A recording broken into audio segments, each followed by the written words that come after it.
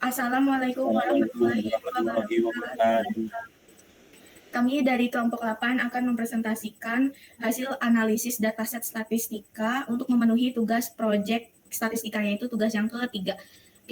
Kelompok kami menganalisis dataset statistika yang berjudul daun asoka dan daun pucuk merah. Sebelum itu, izinkan kami perkenalkan diri. Nama saya Amelia Chandra Dewi dengan NIM 10311240140. Dan saya Rida Akifa dengan NIM 1031124000132. Saya Ivina Kamalia Rahma dengan NIM 10311240090. Saya Zaki Hamdani dengan NIM 1031124000089. Oke. Di sini ada pendahuluan dataset daun asoka dan daun pucuk merah. Dataset yang kami buat ini berisi mengenai panjang daun, dalam cm, lebar daun, dan diagonal daun. Itu dalam cm semua atau sentimeter. Nah, ketiga itu tuh interval rasio, dan yang nominalnya itu ada jenis. Jenis tanaman yang kami teliti yaitu daun asoka atau Saraca asoka dan pucuk merah Sizinium oleana. Kedua tanaman ini kami teliti karena dikenal sebagai tanaman hias yang banyak dijumpai di taman, halaman rumah, dan tentunya terdapat di lingkungan kampus Telkom University Purwokerto. Tanaman ini memiliki nilai estetika yang tinggi. Nah, kami mengumpulkan dari observasi secara langsung pada daun tanaman pohon asoka dan daun tanaman pohon pucuk merah yang terdapat di kebun Telkom University Purwokerto. Data dikumpulkan melalui pengamatan dan pengukuran langsung terhadap daun yang tumbuh di pohon asoka dan pucuk merah.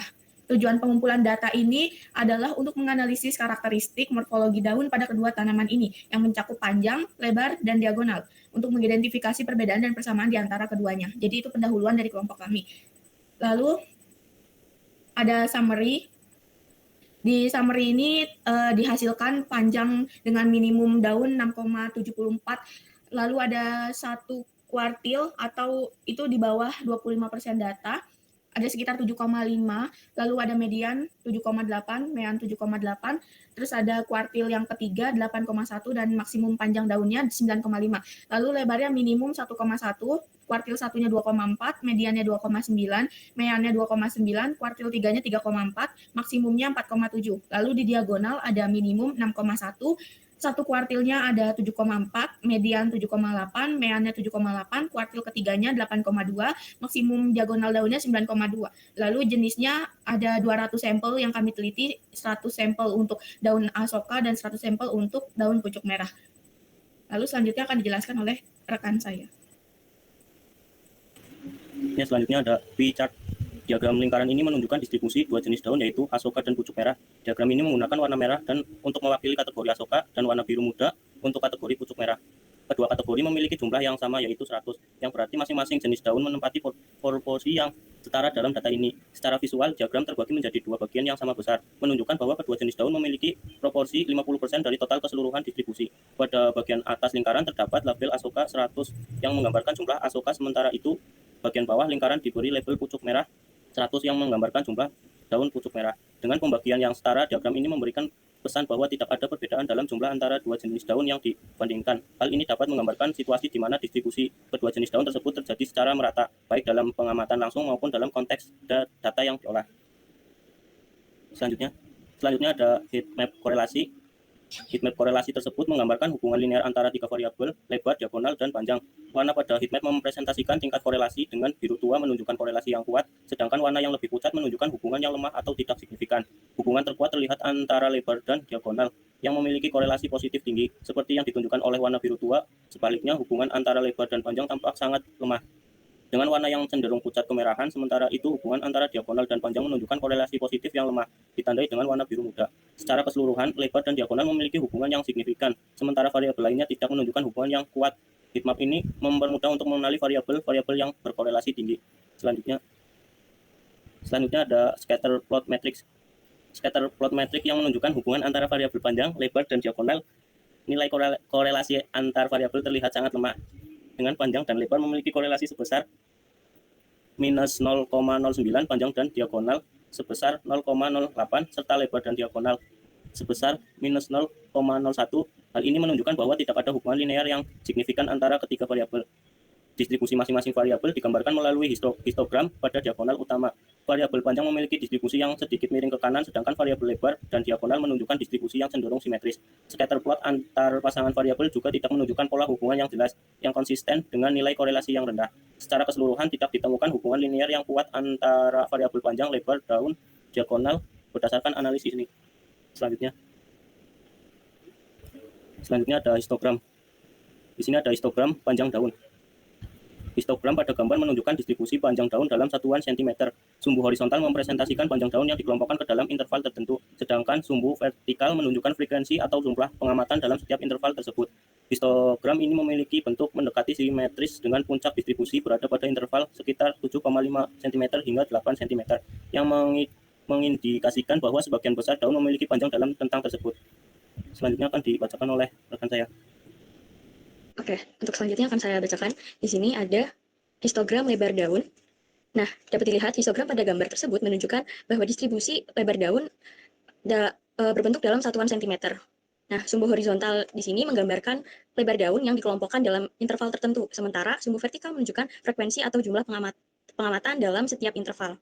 Nah, pola distribusi histogram ini menunjukkan dua puncak utama bimodal yaitu pada interval sekitar 1,5 cm hingga 2 cm dan 3,5 cm hingga 4 cm masing-masing dengan frekuensi tertinggi sekitar 70. Selanjutnya di sini ada histogram diagonal daun, yang mana distribusi frekuensi menurun secara bertahap setelah puncak, menunjukkan bahwa sebagian besar daun memiliki diagonal dalam rentang nilai tengah tersebut. Sementara semakin sedikit daun yang memiliki diagonal lebih panjang, atau yang di atas 8,5 cm atau lebih pendek, yaitu di bawah 7 cm.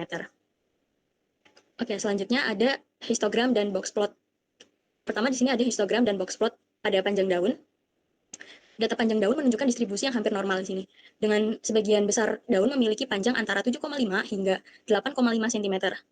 Sedangkan box plot sendiri di sini mengkonfirmasi menunjukkan distribusi yang simetris tanpa adanya data yang berbeda.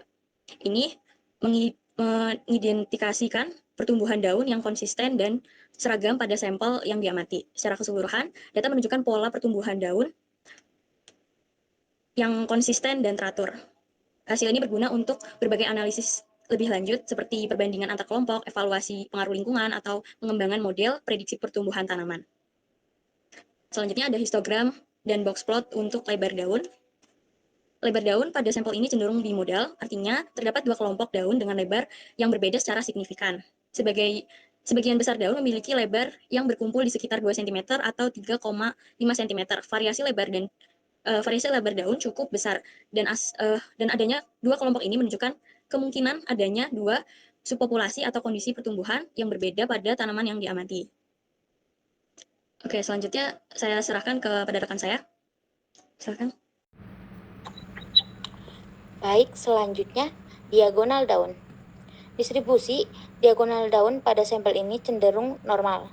Sebagian besar daun memiliki diagonal yang berkisar antara 7,5 cm hingga 8,5 cm dengan nilai tengah sekitar 7,8 cm.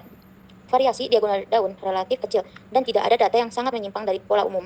Distribusi diagonal daun pada sampel ini menunjukkan pola yang teratur dan konsisten. Dengan sebagian besar daun memiliki diagonal yang mirip, hasil ini dapat bermanfaat untuk berbagai analisis lebih lanjut. Next, plot density.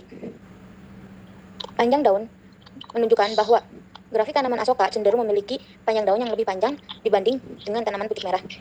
Puncak distribusi untuk tanaman asoka berada di sekitar nilai yang lebih tinggi dibanding dengan tanaman pucuk merah. Selain itu, bentuk kurva untuk tanaman asoka sedikit lebih lonjong, menunjukkan variasi panjang daun yang sedikit lebih besar. Lebar daun. Bola yang serupa terlihat pada grafik. Lebar daun tanaman asoka cenderung memiliki lebar daun yang lebih besar dibanding dengan tanaman pucuk merah. Lebar daun. Pola yang serupa terlihat pada grafik tersebut. Tanaman asoka cenderung memiliki lebar daun yang lebih besar dibanding dengan tanaman pucuk merah. Puncak distribusi untuk tanaman asoka berada di sebelah kanan puncak distribusi tanaman pucuk merah. Diagonal daun. Grafik diagonal juga menunjukkan pola yang serupa dengan dua grafik sebelumnya.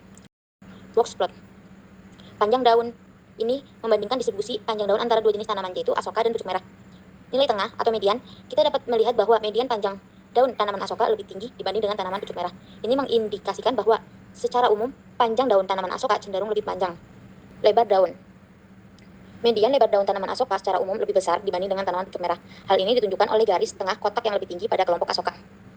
IQR, variasi lebar daun pada tanaman asoka juga cenderung lebih besar dibanding dengan tanaman pucuk merah. Diagonal daun.